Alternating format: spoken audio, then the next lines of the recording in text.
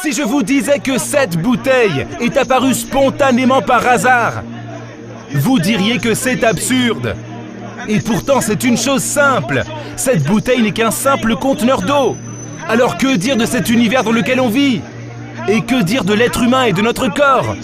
Est-ce que nous sommes simples?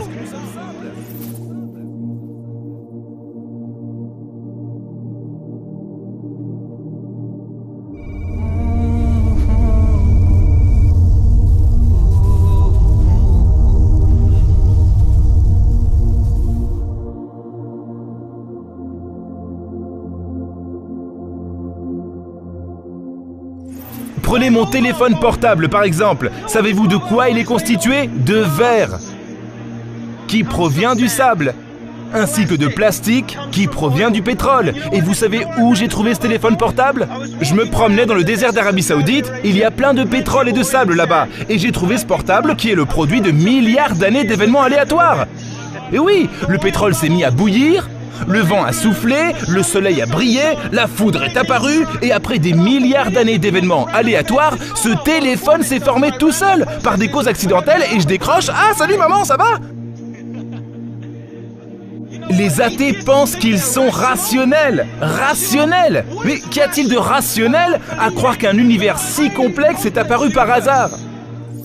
La précision est si remarquable que la probabilité pour que l'univers initial soit apparu par chance est inférieure à 1 sur 10 puissance 10 puissance 123.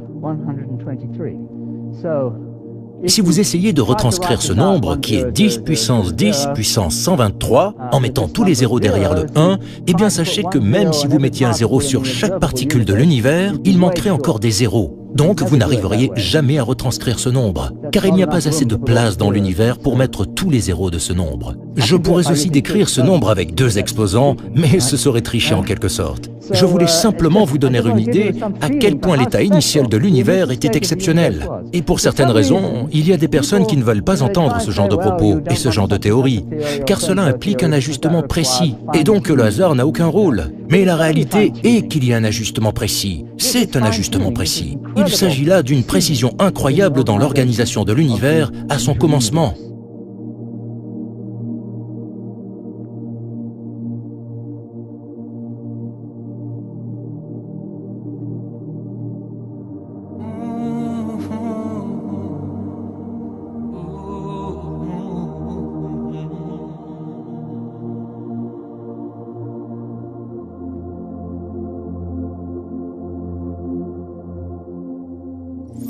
Les athées pensent qu'ils sont rationnels. Rationnels? Mais qu'y a-t-il de rationnel à croire qu'un univers si complexe est apparu par hasard?